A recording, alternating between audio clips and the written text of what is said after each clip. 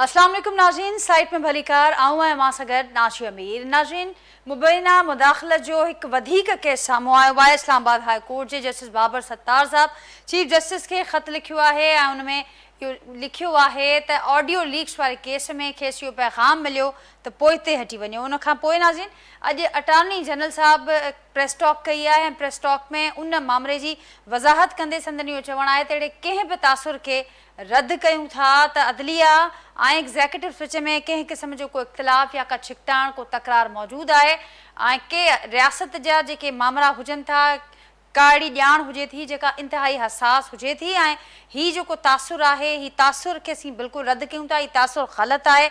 ख़त लिखण जो मक़सदु कंहिं क़िस्म जी का मुदाख़लत न आहे। नाज़रीन, हीउ मामिलो किथे वञी दंग कंदो? हीउ जेको नओं मामिलो असांखे नज़र अचे पियो, अदलिया में मुदाख़लत वारा मामला, जजिस जा बयान, जजिस जा अहम रिमार्क्स, केस ऐं ॿिए पासे एग्ज़ेक्यूटिव पारां जेको हीउ मामिलो साम्हूं अचे पियो। अटॉर्नी जनरल जी प्रेस टॉक खां पोइ अॼु जेके वफ़ाक़ी वज़ीर आहिनि कानून जा ऐं सुसमा वारा वफ़ाक़ी वज़ीर आहिनि, ॿिन्ही बि प्रेस टॉक कई ऐं उन्हनि पिणु हिन ॻाल्हि जो इज़हार कयो त जेको हीउ मामला हलंदड़ आहे उन ते अटॉर्नी जनरल जी जेको रियासत जो मौक़िफ़ आहे, जेको हुकूमत जो मौक़िफ़ आहे, उनखे वाज़े रीत बयानु कयो आहे। हीउ मामिलो किथे वञी दंग कंदो? हिन मामले जी हाणे जहिड़े रुख खां ई साम्हूं आयो आहे, जांच कीअं थियणु घुरिजे? अॼोके प्रोग्राम में नाज़रीन उन ते फोकस कंदासीं। उन खां सवाइ कुझु ॿियूं डेवलपमेंट्स पे अॼोके प्रोग्राम में ज़रूरु डिस्कस कंदासीं पंहिंजे पैनलिस्ट सां, जंहिंमें नेब तरमीम वारो जेको केस आहे इंतिहाई अहम डेवलपमेंट उन में नज़र अचे पई। PTI बानी खे 16 तारीख़ ते सुबुह 11:30 वॻे वीडियो लिंक ज़रिए अदालत में पेश कयो वेंदो ऐं उन जा इंतिज़ाम जे लाइ अदालत हुकूमत खे हिदायत बि करे छॾी आहे त उनजो बंदोबस्तु कयो वञे। अडियाला जेल खां अहिड़ी इस्तदा PTI बानी तरफ़ां कई वई हुई जंहिंखे मंज़ूरु कयो वियो आहे। ऐं उन खां सवाइ नाज़रीन जेको 190 मिलियन पाउंड वारो केस हो, उन में ज़मानत वारे मामले ते फ़ैसिलो महफ़ूज़ थियो आहे। PTI बानी जी ही जहिड़े रुख सां मामला अॻियां वधनि पिया, उन्हनि खे पैनलिस्ट असांजा कीअं था ॾिसनि, उनखे पिणु अॼोके प्रोग्राम में असीं उन ते फोकस ज़रूरु कंदासीं। उन खां सवाइ नाज़रीन नेब ते बि ॻाल्हायो आहे, अहम रिमार्क्स साम्हूं आया। चीफ जस्टिस जो चवणो हो त नेब जो जेको बुनियादी कमु हो, बुनियादी ज़िम्मेवारी हो करप्शन खे रोकण ही, पर नेब उन में मुकमल तौरु नाकाम नज़र आयो। जजिस जा इहे अहम रिमार्क्स साम्हूं आया त नेब जो जेको इस्तेमालु रहियो उहो सियासी इंजीनियरिंग लाइ इस्तेमालु कयो वियो। हीअ मामला जेके हलंदड़ आहिनि, जेके करंट डेवलपमेंट्स आहिनि, उनखे वधीक फोकस कंदासीं अॼोके प्रोग्राम में।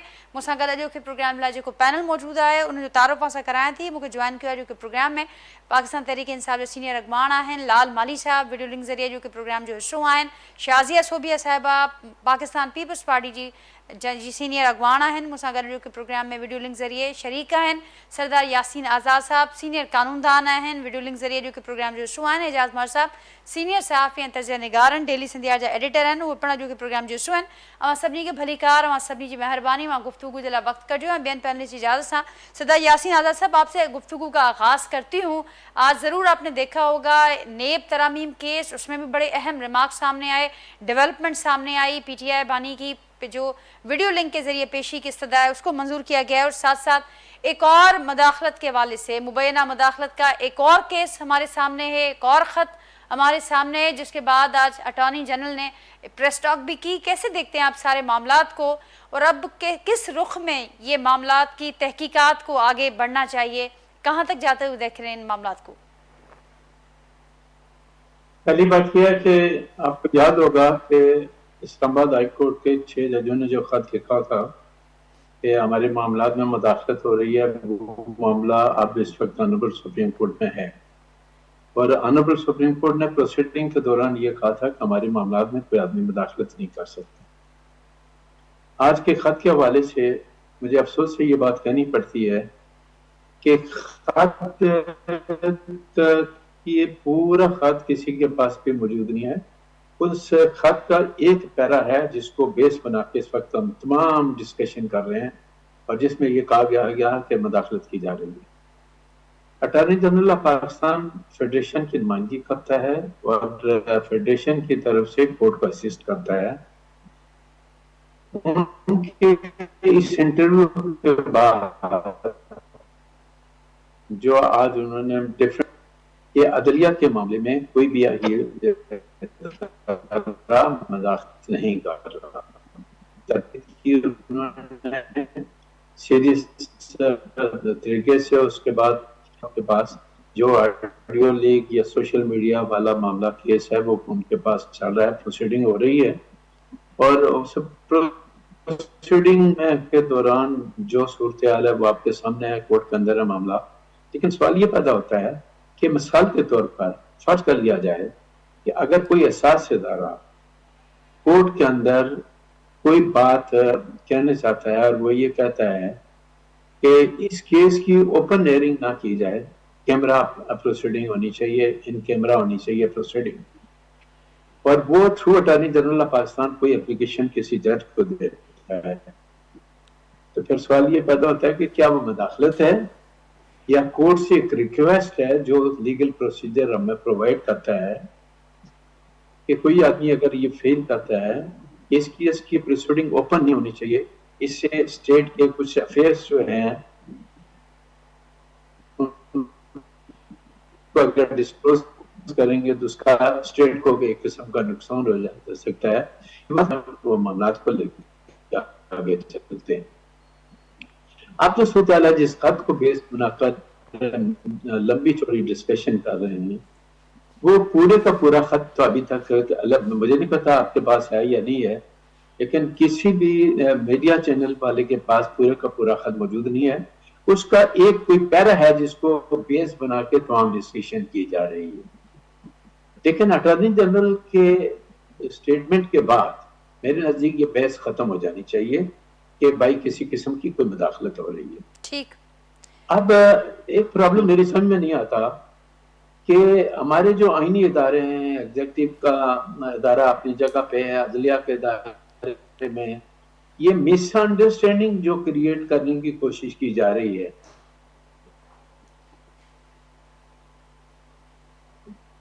اس بیک گراؤنڈ کیا ہے, اس کی تحت پہنچنا ضروری ہے.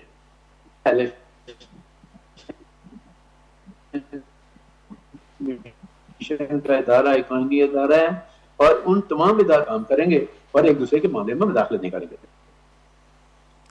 اب رہ گیا معاملہ جو کوشچن آپ نے دوسرا کیا, اس کوشچن میں آپ یہ دیکھ لیں کہ جو بانی پی ٹی آئی کے متعلق آنریبل سپریم کورٹ نے کہا کہ ویڈیو لنک پہ ان کا اسٹیٹمنٹ ہونا چاہیے, بالکل ہونا چاہیے اور پورا موقع بانی پی ٹی آئی کو ملنا چاہیے, لیکن انہوں نے جو کورٹ کے اندر اسٹیٹمنٹ دیا اس میں تو آپ وہ ایڈمٹ کر رہے ہیں کہ جو 190 ملین پاؤنڈ کا معاملہ ہے وہ کیبنٹ کی اپروول کے بغیر ہی آپ نے کسی اور کے اکاؤنٹ میں ڈال دیا. کیوں؟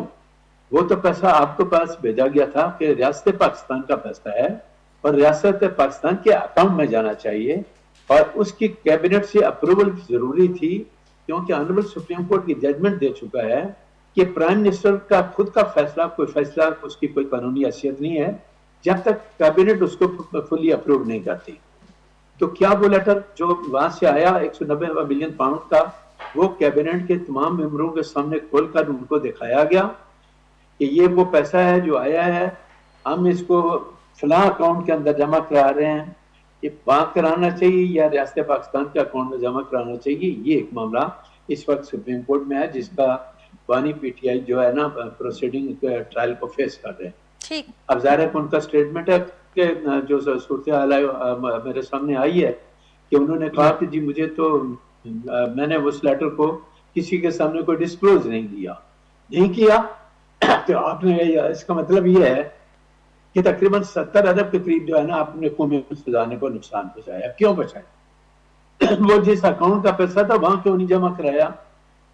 آپ نے اس اکاؤنٹ میں جا کے کیوں کرایا جس میں آنریبل سپریم کورٹ نے ڈائریکشن دی ہوئی تھی ایک بزنس مین کو کہ آپ نے اتنا پیسہ سپریم کورٹ میں جمع کرانا ہے جو آپ نے غلط کام کیا ہوا ہے. تو وہ پیسہ وہاں کیسے چلا گیا, اس اکاؤنٹ میں کیسے چلا گیا؟ اس کی ذمہ داری کس کی ہے؟ اس وقت کی کیبنٹ کی, اس وقت کے وزیر اعظم کی ہے, اور یہی وجہ ہے کہ اس کی ٹرائل ہو رہی ہے. ٹرائل میں کل کورٹ کیا فیصلہ کرتا ہے میں کچھ نہیں کہہ سکتا, لیکن مجھے افسوس سے یہ بات کہنی پڑتی ہے کہ جب ہماری پارلیمنٹ ہے, ہماری کیبنٹ ہے, ایون کوئی بھی پرائم منسٹر ہو, چاہے موجودہ ہو یا کوئی بھی ہو, کیا کیبنٹ کی مرضی کے خلاف اگر پرائم منسٹر کوئی فیصلہ کرتا ہے تو قانونی اعتبار سے اس کو فیصلہ مانا جائے گا یا نہیں مانا جائے گا؟ میرے حساب سے آنریبل سپریم کورٹ کے ججمنٹ کے بعد نہیں مانا جائے گا. فائنل اپروول کیبنٹ جب دے گی تو وہ فیصلہ مانا جائے گا. اب یہ جو صورتحال ہے اس وقت آپ کے سامنے ہے، دو معاملات ہیں، میں ابھی 3 4 5 گھنٹے سے لگاتار یہی دیکھ رہا ہوں کہ ایک لیٹر آ گیا، پھر انٹرفیرنس ہو گئی، پھر مداخلت ہو گئی، لا منسٹر بھی تردید کر رہا ہے، اٹارنی جنرل بھی تردید کر رہا ہے، اور ٹھیک اس تردید کو ہم ماننے کے لیے تیار نہیں ہے۔ اب ٹھیک رہ گیا معاملہ مداخلت کا، ہم کیوں بھول گئے؟ صرف ایک جملہ میں کمپلیٹ کرنا چاہتا ہوں جی جی یاسین کہ صاحب. جنرل پرویز مشرف کے دور میں، ان کے دور میں جتنے انہوں نے امینڈمنٹ کی، ایک ڈکٹیٹر نے جتنی بھی امینڈمنٹ کی، اس وقت جو ظفر علی شاہ کیس کا ججمنٹ آیا تھا، اس ججمنٹ کے اندر یہ بات طے کی گئی تھی کہ یہ جو صورتحال ہے اس طرح سے نہیں ہے، اور اس کے بعد کیا گیا تھا کہ کیا ملٹری ڈکٹیٹر کو اس بات کی اجازت دے رہے ہیں کہ آئین کے اندر امینڈمنٹ ہو، اور بعد میں اب وہ ججمنٹ جب آیا تو اس ججمنٹ کے اندر ملٹری ڈکٹیٹر کو آئین میں امینڈمنٹ کی اجازت دی گئی، اور اس کے جتنے کالے کرتوت تھے وہ آئین کے اندر آپ نے ان کو لیگلی پروٹیکٹ کیا۔ تو ہر آنے والا اگر وہ ڈکٹیٹر ہے غلطی کرتا ہے یا الیکٹڈ لوگ غلطی کرتے ہیں، تو میں کہتا ہوں دونوں غلط کرتے ہیں، الیکٹڈ ہو یا ڈکٹیٹر ہو۔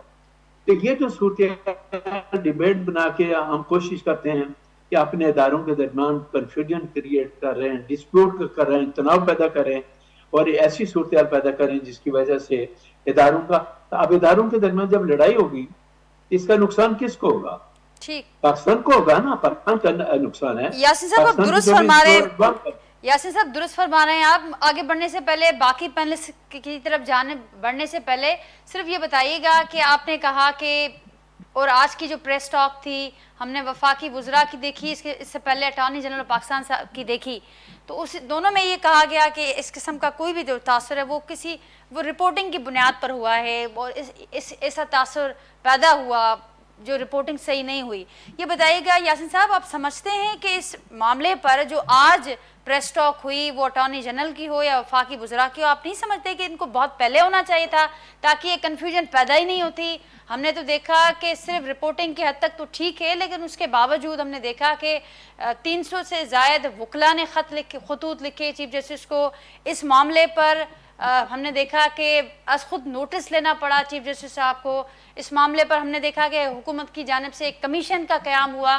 تو اگر اس قسم کا معاملہ کوئی ایگزسٹ ہی نہیں کرتا تھا، اور یہ جیسا کہ آپ نے بھی کہا کہ اب یہ بحث ختم ہو جانی چاہیے، کسی قسم کی مداخلت موجود ہے آج کی پریس ٹاک کے بعد، تو آپ سمجھتے ہیں کہ اس کو بہت پہلے ہونا چاہیے تھا تاکہ یہ کنفیوژن جنم ہی نہ لیتی؟ دیکھیں، سوال یہ پیدا ہوتا ہے کہ وہ جو خط اس وقت زیر بحث ہے، کیا کسی کے پاس اس خط کی مکمل جو لیٹر ہے کسی کے پاس موجود ہے؟ میرے نزدیک، میری اطلاعات کے مطابق ابھی تک اس خط کا ایک پیراگراف ہے جس کو بیس بنایا گیا۔ وہ خط کس نے لکھا، کس نے نہیں لکھا، چونکہ سوشل میڈیا کے متعلق بھی اسلام آباد ہائی کورٹ پروسیڈنگ ہو رہی ہے کہ سوشل میڈیا وقتاً فوقتاً اس کے خلاف جو کارروائی ہونی چاہیے نہیں ہونی چاہیے، تو ممکن ہے کوئی سوشل میڈیا کی طرف سے کوئی ایسا خط، گمنام خط لکھا گیا ہو جس میں یہ امپریشن دینے کی کوشش کی ہو گئی ہو کہ کوئی ادارہ ہمارے معاملات میں مداخلت کر رہا ہے۔ تو بغیر کسی انویسٹیگیشن کے یا بغیر اس خط کے کنٹینٹس کو دیکھے بغیر بحث، ابھی بھی کسی کے پاس نہیں سوائے ایک پیرے کے، میں ریپیٹ کرتا ہوں یہ جملہ بعد، ایک پیرے کے علاوہ کسی کے پاس، اٹارنی جنرل آف پاکستان یہ کہتا ہے کہ اس طرح کوئی واقعہ نہیں ہے، کوئی انٹرفیرنس نہیں ہے، کوئی مداخلت نہیں ہوئی، تو پھر آپ یہ بتا دیں کہ وہ خط جس کو آپ بیس بنا کر ہم اس کو ڈسکشن میں لا رہے ہیں، وہ خط کس کے پاس ہے؟ پورے کا پورا خط سامنے لائیں نا، تاکہ ہم دیکھیں کہ خط لکھنے والا کون ہے۔ کیا کوئی احساس ادارے کا آدمی ہے جس نے خط لکھا؟ کیا اٹارنی جنرل آف پاکستان نے کسی کی طرف سے کوئی اپلیکیشن دی؟ کیونکہ آج اگر کوئی ادارہ کوئی چیز کہنا چاہتا ہے تو وہ تھرو اٹارنی جنرل کہہ سکتا ہے کہ جناب اس بات پہ ہمیں اعتراض ہے، ہم چاہتے ہیں کہ اس کی اوپن پروسیڈنگ نہیں ہونی چاہیے، آپ وہاں کورٹ کے اندر ایک اپلیکیشن دیں کہ ان کیمرہ اس کی پروسیڈنگ ہونی چاہیے، تو وہ اپلیکیشن فائل کرنے کا اختیار اٹارنی جنرل آف پاکستان کے پاس ہے۔ اس کا مطلب یہ نہیں ہو گیا کہ کسی نے عدالتی معاملات میں انٹرفیئر کیا۔ تو ایک بحث کا جو سلسلہ ہوتا ہے، ہر تیسرے دن میں یہ دیکھتا ہوں کہ کوئی نہ کوئی ایشو ہمارے سامنے ہوتا ہے، ہم کھل کے بحث کرتے ہیں، اور ہر آدمی اپنے آپ کو ڈیفینڈ کرتا ہے۔ کوئی آدمی یہ نہیں کہتا کہ اس بحث کا پاکستان کو کیا فائدہ ہوگا, کیا نقصان ہوگا, اس میں جانے کے لیے کوئی تیار نہیں ہے. اور بانی پی ٹی آئی کا جس طرح آپ نے حوالہ دیا, میں آج بھی کہتا ہوں ویڈیو لنک میں ان کو فیئر ٹرائل کا پورا موقع ملنا چاہیے, اور supreme court under supreme court ان کو موقع دے رہا ہے. تو اس میں چونکہ معاملہ سبجوڈس ہے, کورٹ کے اندر فیصلے کا انتظار کرنا چاہیے. ٹھیک کیا فیصلہ کرتے ہیں یہ آنے والا وقت بتائے گا. ٹھیک یاسین صاحب, آپ کی بات کو آگے بڑھاتے ہوئے اعجاز صاحب مجھے آواز وہاں پہنچے पियो. बिल्कुल एजाज साहब छा चवंदो अवां जेका ॻाल्हि यासीन साहब कई त हाणे हिन बहस खे बंदि थियणु घुरिजे जॾहिं अॼु अटॉर्नी जनरल जी ऐं वफ़ाक़ी वज़ीरनि जी प्रेस टॉक साम्हूं अची वई आहे. जी एजाज साहब. सॉरी तव्हांजी ॻाल्हि जेको अलाए छा तव्हां चयो इहो मूं ॿुधो कोन, वरी आवाज़ जी एजाज साहब हींअर मुंहिंजो आवाज़ वहां पहुचे पियो.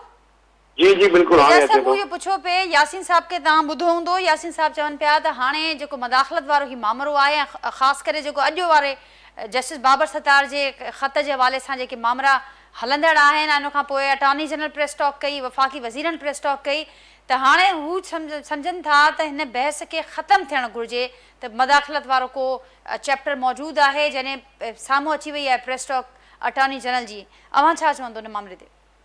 ॾिसो, जेका वज़ीरनि जी प्रेस कॉन्फ्रेंस अटॉर्नी जनरल साहब ॾे इन मामले ते मिटी पाव वारी ॻाल्हि कोशिशि करण जी जेका कोशिशि आहे, ऐं वज़ीरनि त सिधो सिधो बाबर सत्तार साहब खे कूड़ो करार ॾिनो आहे. हुननि चयो आहे त असां सिर्फ़ु चयोसीं त जेको आहे कोई न क़ौमी सलामती जो इशू आहे ऐं इन कैमरा ब्रीफिंग जेको आहे रखी वञे, असां इहो कोन चयोसीं त बाबर सत्तार साहब केस न ॿुधे.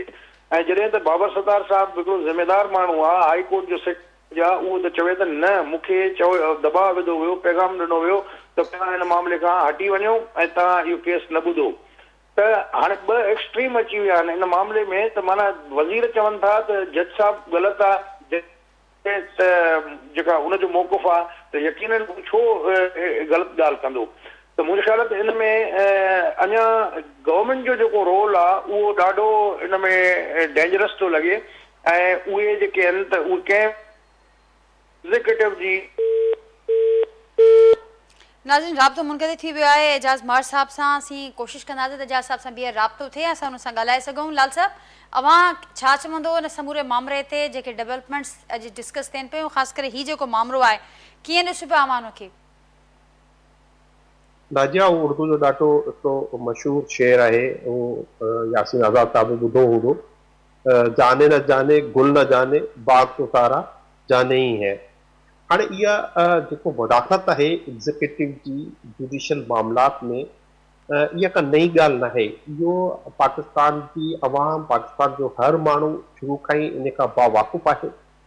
पर हींअर जहिड़े तरीक़े सां ही सभु इदारा जेके आहिनि उहे बेनकाब थी रहिया आहिनि ऐं जहिड़े नमूने सां इहो डिस्कशन थी रहियो आहे, इहो माज़ी में अहिड़े क़िस्म जी डिस्कशन असां कोन ॾिठी आहे. जेसिताईं यासीन आज़ाद का चए थो पियो त लेटर खे ॾिठो कोन्हे, जे लेटर जे ॾाहे ॾिठो त वफ़ाक़ी वज़ीर ॿ, वज़ीर कानून ऐं वज़ीर इत्तलात, हुननि प्रेस कॉन्फ्रेंस कीअं करे छॾी आहे हिकदमि. त यकीनी तौर ते हुननि खे बि अहसासु आहे त हुननि कहिड़ी ग़लती कई आहे. ऐं बाबर सत्तार हाई कोर्ट जो जज आहे, को आम या को सियासी माण्हू न आहे जेको इल्ज़ाम तराशी करे या उनजी कंहिंसां का ज़ाती दुश्मनी हुजे. हीउ मामिलो शुरू थियो, तव्हां ॾिसो 6 जजिस जॾहिं लेटर लिखियो सुप्रीम कोर्ट ते, सुप्रीम कोर्ट खे, उन खां पोइ जेका आहे सुप्रीम कोर्ट में हिकिड़ो बेंच जुड़ियो आहे जेको इन मामले ते ॿुधणी करे रहियो आहे. पर उन ख़त लिखण खां पोइ फौरी तौर ते तव्हां ॾिसो बाबर सत्तार जे ख़िलाफ़, जस्टिस बाबर सत्तार जे ख़िलाफ़ हिकिड़ी कैंपेन शुरू थी आहे सोशल मीडिया ते. हुनजे ॿारनि जा जेके डिटेल्स आहिनि, हुनजी फैमिली जा डिटेल्स आहिनि, उहे जेके आहिनि पब्लिक लाइफ ते या पब्लिक डिस्कोर्स में आंदा विया आहिनि. ऐं उन ते बि जेको आहे हाई कोर्ट हिकिड़ी कंटेम्प्ट जी प्रोसीडिंग शुरू कई आहे. इहो मामिलो इताई हसास इन करे बि आहे, इहो ऑडियो लीक्स ऐं ऑडियोज़ रिकॉर्डिंग जो जेको मामिलो आहे, ही जेको वज़ीर कानून साहब ऐं वज़ीर इत्तलात साहब जेको चवनि था त इहो जेको आहे सिक्योरिटी जो या नेशनल सिक्योरिटी जो मामिलो आहे, त हिननि खे ख़बर हुजणु घुरिजे त पाकिस्तान जे वज़ीर अज़म जी ऑडियोज़ रिकॉर्ड थियूं ऐं उन्हनि खे बि पब्लिक डिस्कोर्स में आंदो वियो, सोशल मीडिया ते आंदो वियो. त छा उन्हनि इदारनि जो उन वक़्तु इहो कमु कोन हो त जिन इहे शयूं रिकॉर्ड कयूं, उन्हनि जी खोज लॻाइनि, उनखे साम्हूं आणनि? छाकाणि पाकिस्तान जे प्राइम मिनिस्टर जे जी पर्सनल रिकॉर्डिंग थियूं, उनजे ऑफिस ऐं उनजी रेज़िडेंस जे खां जेके कॉल्स थियूं उन्हनि खे रिकॉर्ड कयो वियो हुयो। तो लिहाज़ा इहो हाणे खुलियल चुकी ॻाल्हि आहे। जहिड़े नमूने इमरान ख़ान खे सज़ाऊं ॾिनियूं हुयूं, ही हाई कोर्ट जा जजिस जेके आहिनि उहे रड़ियूं था पिया कनि, जेके लोअर जुडिशरी आहे हुननि सां कीअं फ़ैसिला वरिता विया आहिनि, इहो तमामु हाणे आसान थी वियो आहे पाकिस्तान जी आवाम खे सम्झण लाइ। ठीक त पोइ शाजी साहिबा हाणे जेके अॼु डेवलपमेंट्स थियूं आहिनि इहे जेको हलंदड़ ही तकरार हो इनखे घटाईंदियूं या अवां सम्झो पिया थी मामिलो हिते ई वाइंड अप थी वियो, या अवां सम्झो पिया थी अञा मामिलो अॻियां ईंदो? जीअं एजाज साहब ॻाल्हि कई त हुकूमत जो जेको रोल आहे हिन वक़्तु हिन समूरे सूरत हाल में तमामु घणो उन प्रॉब्लम्स बि अॻियां हली पैदा थी सघनि था ख़ुदि हुकूमत लाइ। Thank U Nazia. सभ खां पहिरीं ॻाल्हि त जेका यासीन साहब ॻाल्हि कई आहे त कोई कंहिं वटि बि उहो एविडेंस न आहे त हुन लेटर में प्रॉपर ॻाल्हि छा कई वई आहे। सिर्फ़ु हिकिड़ी ॻाल्हि खे या हिकिड़ी ॻाल्हि खे पैराग्राफ खे वठी करे उन ॻाल्हि ते तकरार करणु या इदारनि जे विच में कंफ्यूजन पैदा करणु, या जेकॾहिं हुकूमत कोई प्रेस कॉन्फ्रेंस कई आहे, क्लैरिफिकेशन कई आहे, त मुंहिंजे ख़्याल में उन शइ खे छॾे अॻिते वञण जो सोचणु घुरिजे। छो जो ॾिसो जेतिरो इंतशार फैलाइबो ओतिरो ई असांजो जेको इस्तेहकाम आहे उहो उनखे अञा वधीक डैमेज कयो वेंदो। मुंहिंजे ख़्याल में इहो ई आहे त जंहिं शइ जी अधूरी इंफॉर्मेशन यानी डिसइंफॉर्मेशन खे या मिस इंफॉर्मेशन खे जेसिताईं क्लियर कट नथो कयो वञे तेसिताईं उन शइ खे साइड ते रखिजे। जेके हिन वक़्तु ज़रूरी शयूं आहिनि उन्हनि खे मामलनि खे डिस्कस कजे त वधीक बहितर आहे। हिन वक़्तु असांजो तव्हांखे ख़बर आहे त अॻियां बजट सेशन अचण वारो आहे ऐं महांगाई खे डिस्कस करणु घुरिजे। जेके अॻिते असांजा स्टेप आहिनि उन्हनि शयुनि खे डिस्कस करणु घुरिजे, पर हिकु अधूरी इंफॉर्मेशन खे अॻिते हिकु इंतशार फैलाइण जे लाइ जेकॾहिं कंहिंखे शौक़ु आहे इन शइ ते अॻिते कुझु पंहिंजी सियासत खे चमकाइण जो उहो बिल्कुलु करे सघनि था। अदरवाइज़ मुंहिंजे ख़्याल में जेका शइ साइड ते थी वञे ऐं पूरी इंफॉर्मेशन न हुजे त हुनखे हिकु साइड ते करे जेके असांजा मेन इश्यूज़ आहिनि, सोशल इश्यूज़ आहिनि, उन्हनि खे डिस्कस करणु घुरिजे ऐं उन्हनि जो सोल्यूशन ॻोल्हणु घुरिजे। ठीकु त शाजी साहिबा जीअं मां ॻाल्हि कई त असांजा जेके मेन इशूज़ आहिनि इहो बि ज़रूरु ॿुधायो। तव्हां बि हुकूमती तार जो पार्ट आहियो त हुकूमत जे लाइ हिन वक़्तु मेन इशूज़ कहिड़ा आहिनि? छाकाणि त असीं ॾिसूं था त ख़ुदि वफ़ाक़ी वज़ीर हुजनि, रियासत जा अहम नुमाइंदा हुजनि, उहे सभु वेही जिन इशूज़ खे ज़ाहिर आहे डिस्कस कनि था, समूरो ॾींहुं हाईलाइट कनि था, त उहे इशूज़ बाद में डिस्कस बि थियनि था। मेन इशूज़ कहिड़नि खे हुकूमत सम्झे पई? अव्हांजी पार्टी कहिड़ा आहिनि हिन वक़्तु हुकूमत जा मेन इशूज़ जिन खे डिस्कस थियण जी ज़रूरत आहे?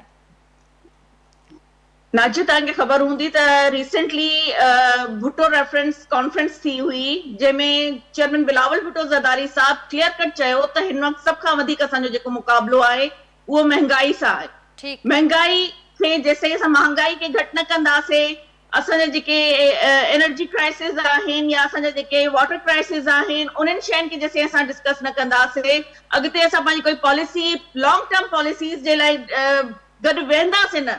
ग्रैंड डायलॉग जो भी उन्हनि ऑफर कई त तव्हां माज़ी में ॾिसो त जॾहिं 1973 में आइन ठहियो हुयो तॾहिं बि तव्हांजा डिफरेंस ऑफ ओपिनियन हूंदा, इलाही सियासी पार्टीज़ हुयूं, पर जॾहिं आइन ने पाकिस्तान ठाहिण जो टाइम आयो त उहे सभई हिकु टेबल ते वेठा ऐं उन खां पोइ जॾहिं 18th अमेंडमेंट जो थियण जो शुरू थियो अमल, तॾहिं बि डिफरेंस ऑफ ओपिनियन सभिनीनि जा हूंदा, सियासी पार्टीज़ हुयूं, पर तॾहिं बि सभु हिकिड़ी टेबल ते वेठा ऐं 18th अमेंडमेंट भी उन वक़्तु अमल में आई। त इन तरह सां ग्रैंड डायलॉग जो जेकॾहिं ऑप्शन असां ॾिनो आहे त उहो इन जे लाइ ई आहे त तव्हां अचो वेहो, जंहिंमें असां खोड़ सारा रेफरेंस जेके आहिनि यानी रिफॉर्म्स आहिनि उहे असां करे सघूं था, जंहिंमें असांजो नैब रिफॉर्म आहे, असांजो जुडिशियल रिफॉर्म आहे। तव्हां ॿाहिरि वेही करे पार्लियामेंट में जेके तव्हांजा नुमाइंदा आया आहिनि उहे कंहिं कम जे लाइ तव्हां मोकिलिया आहिनि, तव्हां उन्हनि खे सिर्फ़ु रड़ियूं करण जे लाइ उते कोन मोकिलियो आहे या झेड़ा करण जे लाइ कोन मोकिलियो आहे। प्रोटेस्ट तव्हां रोडनि ते करे सघो था, जेके बि झेड़ा आहिनि तव्हां रोडनि ते करे सघो था, अदालती कार्रवायूं अदालतुनि में डील थी सघनि थियूं पयूं, पर जेकॾहिं पार्लियामेंट में तव्हांजा नुमाइंदा पहुता आहिनि त उन्हनि खे उन्हनि शयुनि जी नुमाइंदगी करणु घुरिजे जेके अवामी मसइला आहिनि। असां चाहियूं था त ग्रैंड डायलॉग्स थियनि ऐं उन्हनि सां गॾु गॾु जेके अवामी मसइला आहिनि उन ते कोई सोल्यूशन, कोई अमेंडमेंट, कोई सजेशन अगरि तव्हां वटि आहिनि, अपोज़िशन वटि आहिनि, बिल्कुलु ॾियो, उन्हनि ते अमल थींदो। पर इहा ॻाल्हि न आहे त असां जेकॾहिं ख़ान न आहे त पाकिस्तान न आहे। सभ खां पहिरियों पाकिस्तान आहे, पाकिस्तान आहे त सियासत आहे ऐं सियासतदान बि आहिनि ऐं सभु माण्हू आहिनि। जेकॾहिं तव्हां पाकिस्तान खे क़ाइमु रखणु चाहियो था, जमहूरियत खे क़ाइमु रखणु चाहियो था, त अचो, वेहो ऐं वेही करे ॻाल्हायो। ठीकु, त अॼु इहा ॻाल्हि थी बि आहे शाजी साहिबा पार्लियामेंट में, ऐं इहा ॻाल्हि बि थी त जेकॾहिं ॻाल्हियुनि जे लाइ असीं बि तयारु आहियूं, पर ॻाल्हियूं जॾहिं थींदियूं त पोइ समूरो सच हुन में आंदो वेंदो साम्हूं। ॾिसो नाज़िया, मां तव्हांखे हाणे बि इहा ई ॻाल्हि कई हुई त मिस इंफॉर्मेशन और डिसइंफॉर्मेशन या इनकम्पलीट इंफॉर्मेशन, उन्ही खे कॾहिं बि साम्हूं रखी करे कोई ॻाल्हि न थींदी आहे।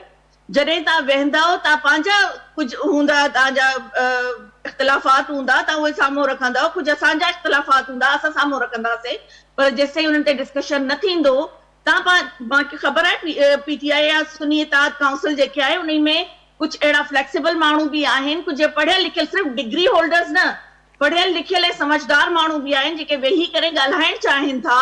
उन्हनि खे अॻियां आणियो, उन्हनि जो हिकिड़ो डेलीगेशन तव्हां ठाहियो, उन्हनि खे मोकिलियो, वेहनि, उहो वफ़द अची करे ॻाल्हाए। ऐं मुंहिंजे ख़्याल में ॻाल्हाइण सां सियासी पार्टी जेका हूंदी, जेके सियासतदान, असली सियासतदान हूंदा आहिनि, उहे कॾहिं बि डायलॉग जो रस्तो बंदि न कंदा आहिनि। उहे कॾहिं बि इहो न चवंदा आहिनि त असां सियासतदारनि सां न वेंदासीं, असां एस्टेब्लिशमेंट सां वेही करे ॻाल्हाईंदासीं। इहा ॻाल्हि कॾहिं बि कोई न कंदो। जेको सियासतदान हूंदो, जेको ग्रास रूट तां उथी करे आयो हूंदो, जंहिं जिदोजहद कई हूंदी, जमहूरियत खे क़ाइमु करण जे लाइ कुर्बानियूं ॾिनियूं हूंदियूं, शहादतूं ॾिनियूं हूंदियूं, उहो इहा ॻाल्हि कॾहिं बि न कंदो। उहो हमेशह टेबल ते वेही करे डायलॉग कंदो। तव्हांखे यादि हूंदो त मोहतरमा बेनज़ीर भुट्टो साहिबा, भुट्टो साहिब जी शहादत खां पोइ उन्हनि माण्हुनि सां गॾु बि वेही करे डायलॉग कयो हुयो, जिन्हनि माण्हुनि भुट्टो साहिब जे क़त्ल जी साज़िश में गॾु वेठा हुया। तंहिं हूंदे बि पाकिस्तान खे बचाइण जे लाइ इहा ॻाल्हि थी हुई। मोहतरमा जी शहादत खां पोइ पाकिस्तान जा हालात तव्हांजे साम्हूं आहिनि। इलेक्शन डिले थियण जे बजाए कैंसिल थियण वारा हुया, पर तंहिं हूंदे बि आसिफ अली ज़रदारी साहब मर्द हुर थी करे पाकिस्तान खपे जो नारो लॻायो ऐं पाकिस्तान खे बचायो ऐं जमहूरियत खे क़ाइमु कयो। असां उहे माण्हू आहियूं जिन्हनि 1973 में आईन पाकिस्तान ठाहियो, ऐं असां हाणे बि चाहींदासीं त असां जमहूरियत लाइ कुर्बानियूं ॾिनियूं आहिनि। इन जे लाइ अचो, वेहो ऐं ॻाल्हायो, पाकिस्तान खे बचायो, जमहूरियत खे बचायो। लाल साहब क्विकली रिस्पॉन्ड कंदो इन ते, त पोइ एजाज साहब खां जवाब वठंदासीं। एजाज साहब सां राब्तो बहाल थियो आहे। जी लाल साहब। हेलो लाल साहब, आवाज़ तव्हां ताईं पहुचे पियो? जी जी जी नाजिया, मुझे क्विकली रिस्पॉन्ड करणु चाहींदो त ॻाल्हियुनि जी ॻाल्हि हले पई त सियासतदान जेको हूंदो, असुल सियासतदान, उहो ॻाल्हियुनि लाइ राज़ी हूंदो। त ही PTI जा काफ़ी माण्हू असां ॾिसूं था कुझु ॻाल्हियुनि जे हक़ में, फेवर में बयान ॾियनि पिया, कुझु के ॿियूं ॻाल्हियूं कनि पिया। कंफ्यूजन अञा ताईं मौजूदु आहे छा PTI अंदरि ॻाल्हियुनि खे वठी करे? नाजिया का कंफ्यूजन कान्हे। शाजिया बिल्कुलु मुनासिब ॻाल्हि कई आहे त भुट्टो साहब जे छाकाणि पीपल्स पार्टी इक़्तिदार ॻाल्हि आहे त छा सभु कुझु इक़्तिदार लाइ करिणो आहे या उसूलनि लाइ करिणो आहे। पीपल्स पार्टी हमेशह इक़्तिदार जी सियासत कई आहे। तव्हां पाणी जी फरमायो त जेके भुट्टे जे क़त्ल में मुलविस हुया, हुननि सां गॾु मोहतरमा हुन सां गॾिजी वई, तहरीक हलाई, ऐं जॾहिं मोहतरमा जी शहादत थी त जिन खे हिननि कातिल लीग चयो, हुननि सां गॾिजी वरी हिननि जेका आहे हुकूमत पाई ऐं डिप्टी प्राइम मिनिस्टर जो उहिदो ॾिनो। ही नवाज़ शरीफ़ जे मोहतरमा जी हिकिड़ी माना इंतहाई किरियल कैंपेन कई, इख़लाक़ खां किरियल हुनजे ख़िलाफ़ कैंपेन कई ऐं ज़रदारी खे जेल में विधो। इक़्तिदार लाइ अॼु हुन सां बि गॾिजी वेठा आहिनि। त इन में कोई शक कोन्हे त पीपल्स पार्टी हमेशह इक़्तिदार जे करे सौदा कया आहिनि ऐं इक़्तिदार हासिल करण लाइ हर क़िस्म जी कुर्बानी अहिड़ी जेका आहे जेको ज़िक्र कया उहो ॾिनी आहे। हाणे जेसिताईं डायलॉग जी ॻाल्हि आहे त पाकिस्तान तहरीक इंसाफ़ तमामु क्लियर आहे त पाकिस्तान तहरीक इंसाफ़ हर उन धुर सां ॻाल्हियूं करण लाइ तयारु आहे जेको बा इख़्तियार हुजे, जेके ॻाल्हियूं करण जा इख़्तियारात हासिल हुजनि। ही जेके टे जमायतूं आहिनि, ख़ासि तौर ते पीपल्स पार्टी, नवाज़ लीग ऐं MQM, इन करे इख़्तिलाफ़ आहे कि हिननि सां ॻाल्हि नथी थी सघे त इहे मैंडेट चोर आहिनि। हिन पाकिस्तान तहरीक इंसाफ़ जो मैंडेट चोरी कयो आहे ऐं हू पार्लियामेंट में जेके मौजूदु आहिनि जेकॾहिं चाहिनि था, जेकॾहिं ज़रदारी साहब जी ॻाल्हि थी करे मुंहिंजी अधी बार बार त भई ग्राउंड डायलॉग थियणु खपे। त ग्राउंड डायलॉग कीअं थी थो सघे जॾहिं जेके पाकिस्तान तहरीक इंसाफ़ जूं ख़्वातीन कारकुन या क़यादत यास्मीन राशिद हुजे, आलिया हमज़ा हुजे, सनम जावेद हुजे, मूंखे इवन औरतुनि खे ई हुकूमत बख़्श करण लाइ तयारु कोन्हे या असल ताक़तूं जेके आहिनि उहे बख़्श करण लाइ तयारु कोन आहिनि, उहे जेलुनि में आहिनि। इवन जेको एहलिया आहे इमरान ख़ान जी, बुशरा बीबी, हू पिणु जेल में आहे। हिननि अॼु ॾींहुं ताईं अहिड़ो कंहिं क़िस्म जी का ऑफर कोन ॾिनी आहे त को जेका इलेक्शन में जेको धांधली जी ॻाल्हि आहे या इलेक्शन में मैंडेट चोरी करण जी ॻाल्हि आहे उन ते को कमीशन ठाहिण जो या जुडिशियल कमीशन ठाहिण जो हिननि जे तरफ़ां को इशारो आयो हुजे, अहिड़े क़िस्म जी का ॻाल्हि कान्हे। ही माइनॉरिटी गवर्नमेंट आहे, हिननि खे पाकिस्तान जी अवाम जो मैंडेट न आहे, इन करे हिननि सां ॻाल्हि ॿोल न पई थी सघे। बाक़ी सभिनी सियासी पार्टियुनि लाइ 6 सियासी पार्टियुनि सां त असांजो ऑलरेडी पाकिस्तान जे आइन जी बहाली लाइ इताद थी चुको आहे। मुख़्तलिफ़ पार्टियुनि सां ॻाल्हि ॿोल हलंदड़ आहे ऐं इहो इताद आहिस्ते आहिस्ते एक्सपैंड कंदो वेंदो। ऐं इन्हनि 3 पॉलिटिकल पार्टीज़ खां अलावा तव्हां ॾिसंदव जेके हींअर एस्टेब्लिशमेंट जे खोड़े में वेठल आहिनि या हज में वेठल आहिनि, बाक़ी जेके पॉलिटिकल पार्टीज़ आहिनि उहे इंशाअल्लाह पाकिस्तान तहरीक इंसाफ़ सां गॾु बीहंदियूं ऐं पाकिस्तान जे आइन जी बहाली ऐं ह्यूमन राइट्स जी बहाली, जमहूरियत जी बहाली लाइ हिकिड़ी ज़बरदस्त क़िस्म जी इंशाअल्लाह तहरीक हलंदी। मुंहिंजी अधी ॻाल्हि कयो त भई पार्लियामेंट में एहतजाज न कयो, एहतजाज रोडनि ते कयो। हाणे सिंध हुकूमत जो तव्हां जेकी मुनाफ़क़त आहे पीपुल्स पार्टी जी उहो ॾिसो, पाकिस्तान तहरीक इंसाफ़ गुज़िरियल 1 महीने खां कोशिश करे थी पई त कराची में जलसे जी इजाज़त मिले, उहो इंतज़ामिया न ॾिनी त पोइ असीं कोर्ट में वियासीं, हाई कोर्ट बार बार चई थकिजी पई आहे, पर इंतज़ामिया उहो इजाज़त ॾियण लाइ बि तयारु न आहे। न ही असांखे रोडनि ते को एहतजाज करणु ॾियनि था जेको असांजो आइनी हक़ आहे। हिननि खे तकलीफ़ आहे त असेंबलियुनि में बि एहतजाज न कयो, हिननि खे इहो बि तकलीफ़ आहे त हिननि जेको मैंडेट चोरी कयो उनजी ॻाल्हि बि न करियो। त ईअं मुल्क हली कोन थो सघे। हिकिड़े पासे अदालतुनि खे जेको आहे गेज करे छॾियो आहे, उन्हनि ते मुदाख़लत आहे, तव्हां मीडिया ते जेको आहे बैन करे छॾियो आहे।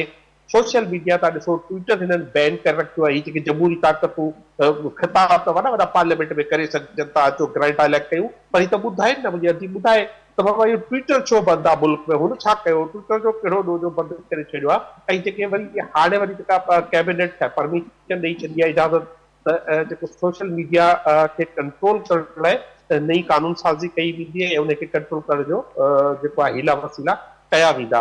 तो लिहाज़ा ही हुकूमत जेका आहे इहो पाकिस्तान जे अवाम जी नुमाइंदा हुकूमत न आहे, इहो सिर्फ़ु हिकिड़ो इक़्तिदारी मुफ़ाद परस्त इन जे टोलो करे आहे। आर्मी चीफ खे ख़त लिखण जो फ़ैसिलो थियो आहे पीटीआई अंदरि। ॾिसो, मोहतरमा बेनज़ीर भुट्टो जॾहिं चार्टर ऑफ डेमोक्रेसी साइन करे रही हुई त ॿिए तरफ़ दुबई में जनरल परवेज़ मुशर्रफ सां ॻाल्हियूं हलंदड़ हुयूं। जनरल परवेज़ मुशर्रफ सां ॻाल्हियूं को बेनज़ीर इन लाइ कोन पिया कयूं त को हुनखे फौरी तौर ते को का शइ खपे थी या इक़्तिदार खपे थो, इन लाइ कयो पए त हू पाकिस्तान में जमहूरियत बहाल करे।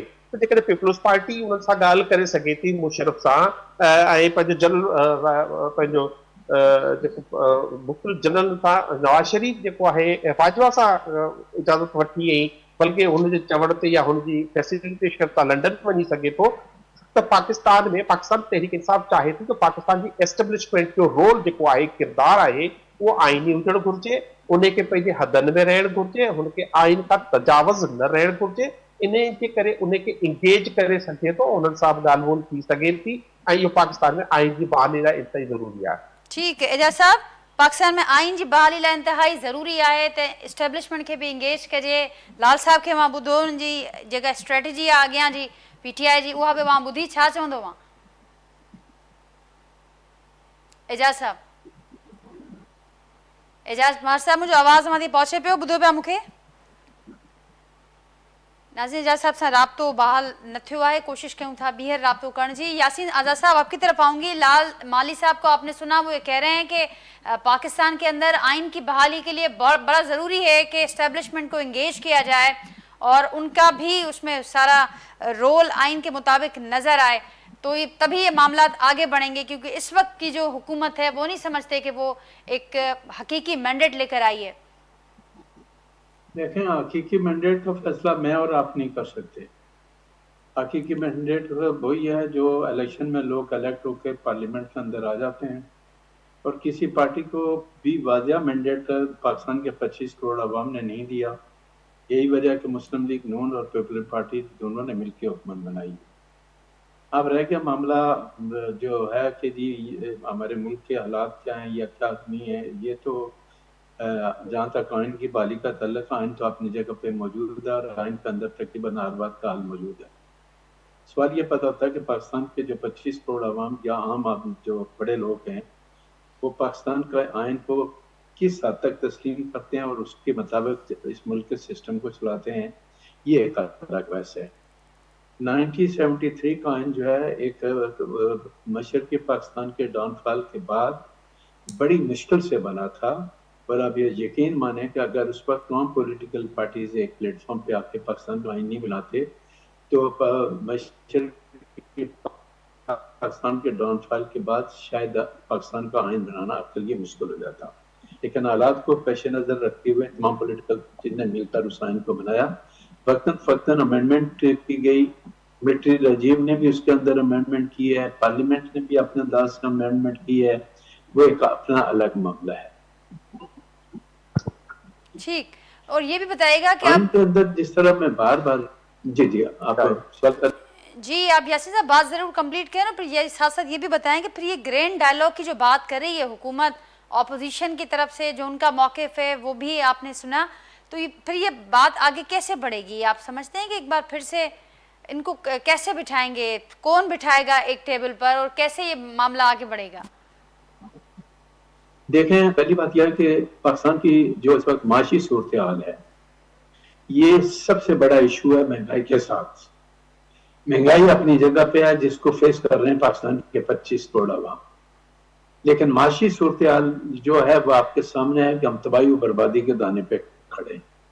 اب سوال یہ پیدا ہوتا ہے کہ بانی پی ٹی آئی جب تک 4 سال تک وہ حکومت پہ رہے, ان سے یہ بات کہی گئی کہ آئیں مل کے بیٹھے معاملات کو حل کریں. انہوں نے کہا میں چوروں اور ڈاکوؤں کے ساتھ بیٹھنے کے لیے تیار نہیں. آج کی حکومت بھی اس بات کا مطالبہ کر رہی ہے اور پی ٹی آئی کو دعوت دیتی ہے آئیں مذاکرات کریں. تو ان کے ایک لیڈر نے یہ کہا کہ عام اسٹیبلشمنٹ سے تو بات چیت کرنے کے لیے تیار ہیں لیکن پولیٹیکل پارٹی سے بات چیت کرنے کے لیے تیار نہیں ہے. اگر ہماری مینٹلی اپروچ یہ ہے کہ اسٹیبلشمنٹ جس کا آئین کے اندر کوئی آئینی رول نہیں ہے سیاست کرنے کا, آپ اس سے تو مذاکرات کرنے کے لیے تیار ہیں, لیکن اپنی سیاسی جماعتیں جو آپ مل کے جنہوں نے پاکستان کو کرائسس سے نکالنا ہے آپس میں بیٹھنے کے لیے تیار نہیں ہے, ملک کو کرائسس سے نکالنے کے لیے تیار نہیں ہے. اور کسی بھی حالت میں پی ٹی آئی جو ہے وہ کسی بھی حالت میں مذاکرات کے لیے بیٹھنے کے لیے تیار نہیں ہے. آپ کچھ بھی کوشش کر لیں, کیونکہ ان کا موقف بالکل الگ ہے کہ پاک صاف ہم میں باقی سارے چور ہیں, باقی کسی کو وہ پاک صاحب ماننے کے لیے وقت گزرتے ہوئے پتہ نہیں چلتا. آپ 5 سال روتے رہے کہ لوگوں کو مینڈیٹ ملا نہیں ملا, مینڈیٹ چوری ہو گیا نہیں ہوا. آپ نے 5 سال پورے کرنے, جو الیکشن ہونے تھے وہ ہو گئے. ماضی میں بھی ایسے ہوتا رہا, آئندہ بھی ایسا ہوتا رہے گا جب تک پاکستان کے لوگ ذہنی طور پر یہ تسلیم نہیں کریں گے کہ انتخابات میں ایسا کیسے کیا جائے. ہمارا پڑوسی ملک ہے, وہاں الیکشن ہوتے ہیں, بہت بڑی آبادی ان کی ہے, لیکن وہاں الیکشن کمیشن جو الیکشن کراتا ہے جو لوگ الیکشن آ جاتے ہیں وہ بیٹھ کر اپنی شکست کو تسلیم کرتے ہیں اور ملک کے سسٹم کو چلاتے ہیں. ہمارے ملک کی بدقسمتی یہ ہے کہ جو آدمی بھی الیکشن جیت جائے وہ کہتا ہے فیئر الیکشن ہے, جو ہار جائے پھر کہتا ہے دھاندلی ہو گئی, اور وہی دھاندلی والا جب حکومت میں آتا ہے تو وہ کہتا ہے نہیں الیکشن صحیح ہوئے ہیں. تو اگر یہی سلسلہ چلنا ہے جس طرح, تو پاکستان میں الیکشن کرانے کے لیے آسمان سے فرشتے تو نہیں آئیں گے. آپ کے آئینی اداروں نے ہی الیکشن کرانے ہیں. سسٹم کو آپ کو قبول کرنا پڑے گا. لگاتار 4-5 الیکشن لگاتار ہونے دیں, وقت کے حساب سے سسٹم چینج ہوتا ہے. پاکستان اور انڈیا میں 1 دن کا فرق ہے. وہاں جمہوری سسٹم چلتا رہا, آج اس کے ادارے مضبوط ہیں, اداروں کے درمیان کوئی لڑائی جھگڑا نہیں ہے.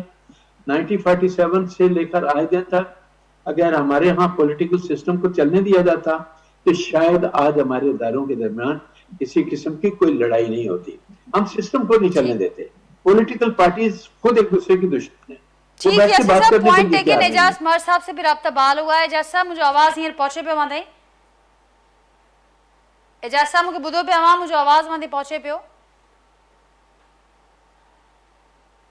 असीं एजाज साहब ताईं आवाज़ असांजो न पियो पहुचे। असीं कोशिशि कयूं था त उन्हनि जो मौक़े बि प्रोग्राम में शामिल कयूं। शाज़ी साहिब छा कॉमेंट कंदो मां? हेलो प्रोड्यूसर साहब, आवाज़ नथो अचे, वरी बंदि थी वियो। हींअर अचे पियो एजाज साहब, अवां जो आवाज़ पहुचे पियो असां ताईं? मुंहिंजो आवाज़ अवां ताईं पहुचे पियो? ॿुधो पिया मूंखे? जी नाज़रीन, कोशिशि कयूं था एजाज साहब खे असां शामिल करे सघूं प्रोग्राम में। शाज़ी साहिब अवां छा रिस्पॉन्ड कंदो? यासीन साहब जेका असांजो पाड़ेसरी मुल्क आहे उनजी मिसाल बि ॾियनि पिया ऐं लाल साहब जो मौक़िफ़ बि मां ॿुधो त हाणे हिन सूरत हाल जे रहंदे ऐं गॾोगॾु हिन कॉन्टेक्स्ट खे बि ज़हन में रखिणो पवंदो त जेके 77 वाधू मखसूस सीटूं उहे हुकूमत खां वापसि थी चुकियूं आहिनि ऐं हुकूमती इतिहाद बहरहाल मौजूदु त आहे पर मुश्किल में ज़रूरु आयो आहे। अञा हतमी फ़ैसिलो अचिणो आहे। PTI मुख़्तलिफ़ ट्रिब्यूनल्स में भी केस विधा आहिनि, दरख़्वास्तूं हुननि जूं उते बि हलंदड़ आहिनि। इन समूरे कॉन्टेक्स्ट में हाणे हुकूमत वटि कहिड़ा ऑप्शन्स आहिनि, कहिड़े रीत ॻाल्हियुनि जे लाइ हुकूमत माहौल ठाहींदी ऐं जेके ॻाल्हियूं PTI पाकिस्तान तहरीक इंसाफ़ करे पई त सियासी क़ैदियुनि जी आज़ादी हुजे, पॉलिटिकल विक्टिमाइज़ेशन जो ज़िक्र कनि पिया या ही मैंडेट जा मामला, इन्हनि खे कहिड़े रीत माहौल ठाहींदी हुकूमत इन हवाले सां? ॾिसो नाजिया, सभ खां पहिरीं ॻाल्हि इहा त माली साहब जेके ॻाल्हि कई उन्हनि काफ़ी माज़ी खे यादि करायो। मां खोड़ पोइते न वेंदमि। मां हिननि खे सभ खां पहिरियों जेको 2018 जी इलेक्शन हुई या उन में जेको धरणो हुयो, उन में जेको पंजाब जो सभ खां वॾो डाकू जंहिंखे करार ॾिनो हुयो उहो अॼु हिननि जी पार्टी जो सदर आहे। PTI जो सदर आहे परवेज़ इलाही साहब, ऐं जंहिंखे उहो चपरासी न पिया रखणु चाहिनि उहो हिननि जे काबीना जो फेवरेट मिनिस्टर रहियो हुयो। ऐं अचकज़ई साहब जी कंटेनर ते बीही करे उन्हनि नकल कई हुई, उहो हिननि जो सदारती कैंडिडेट हुयो रिसेंटली। ऐं उन खां अलावा जेका डीज़ल जो नालो रखियो वियो उन जे लाइ हिननि जे पंहिंजे रहनुमाउनि जेके MNAs इहा ॻाल्हि कई हुई त बाबा फ़िलहाल उन खे डीज़ल न चओ, छो जो उन्हनि सां असांजूं ॻाल्हियूं थियूं हलनि पियूं। माज़ी जूं ॻाल्हियूं न कयो त तव्हांजा खोड़ सारा अहिड़ा केसिस आहिनि या खोड़ सारियूं अहिड़ियूं ॻाल्हियूं आहिनि जेके साम्हूं रखजनि त मुंहिंजे ख़्याल में तव्हां वधीक कुझु ॻाल्हाए न सघंदा। पर तंहिं हूंदे बि तव्हां इस्टेब्लिशमेंट जी ॻाल्हि कयो था। मीर जाफ़र ऐं मीर सादिक असां नालो कोन ॾिनो होसीं, जलसनि में बीही करे नारा असां कोन हया हुआसीं, तव्हां ई हया हुया। ऐं तव्हां ई हाणे उहा ई पॉलिश खणी करे ऐं ब्रश खणी करे घुमो था पिया त उहे बूट साम्हूं अचनि त असां उन्हनि खे पॉलिश कयूं। ॻाल्हि इहा ई आहे त जेकॾहिं इहे ॻाल्हियूं थींदियूं त पोइ क्लैशिस वधंदा। असां उन्हनि सभिनीनि ॻाल्हियुनि खे पोइ ते फिटी करे सिर्फ़ु ऐं सिर्फ़ु तव्हांखे चऊं था त जेके तव्हांजी पार्टी जा जेके समझदार, फ्लेक्सिबल ऐं पढ़ियल लिखियल माण्हू आहिनि उन्हनि खे अॻियां आणियो, उहे अचनि, वेहनि, ॻाल्हियूं करनि। जेकॾहिं ॻाल्हि नथी ठहे तॾहिं बि साम्हूं अची वेंदी। जेकॾहिं ॻाल्हि ठहे थी त असां जमहूरियत खे बचाइण लाइ, पाकिस्तान खे बचाइण लाइ 25 करोड़ अवाम जी मुश्किलातुनि खे घटि करण जे लाइ जेकॾहिं असां कोई पंहिंजो फर्ज़ निभाए सघूं था त पाकिस्तान पीपल्स पार्टी उन फर्ज़ खे निभाइण जे लाइ सभ खां पहिरियों अॻिते कदम वधाईंदी। तव्हांखे यादि हूंदो त जॾहिं असां 2018 में अपोज़िशन में हुयासीं तॾहिं बि चार्टर्ड ऑफ इकोनॉमी असां ई ऑफर कईसीं। गवर्नमेंट जी तरफ़ खां कोई स्टेप फॉरवर्ड न थियो हुयो। हालांकि गवर्नमेंट खे अॻिते वधी करे उहे शयूं करणु घुर्जनि। पर हाणे मूंखे ॾाढी सुठी ॻाल्हि लॻे थी पई त जनरल अयूब खान जो ग्रैंड सन जेको आहे बीह करे असांखे आईन पाकिस्तान पढ़ाए थो, कॉन्स्टिट्यूशन जा हर एक्ट्स जेके आहिनि उहो ॿुधाए थो। ॾाढी सुठी ॻाल्हि आहे कि तव्हां 2018 खां 2022 ताईं तव्हां हुयो हुकूमत में, तॾहिं बि इहो ई आईन हुयो, इहो ई आईन पाकिस्तान हुयो। जॾहिं तव्हांजो स्पीकर जेको आहे उहो चवंदो हुयो त सभु कुझु पढ़ियल सम्झो वञे ऐं अॻिते हली करे इहो बिल पास थी वेंदो। त इहे शयूं तव्हां करे चुका आहियो, इहे शयूं तव्हां रगड़े चुका आहियो। त हाणे तव्हां उन्हनि शयुनि खे विसारे करे अॻिते अचो पाकिस्तान खे बचाइण जे लाइ, पाकिस्तान जी जमहूरियत खे बचाइण जे लाइ। अचो वेही करे अॻियां अचो। शाज़ी साहिब पॉइंट टेकन, मुंहिंजी वॾी महिरबानी। अवां गुफ्तगू में हिस्सो वरतो। लाल माली साहब, यासीन आज़ाद साहब, आपका भी बहुत शुक्रिया कि आपने गुफ्तगू के लिए टाइम निकाला। नाज़रीन पंहिंजे फीडबैक खां असांखे ज़रूरु आगाह कजो। वरी सुभाणे मां सां मुलाक़ात थींदी। तेसिताईं ॾींदा इजाज़त। अल्लाह हाफ़िज़।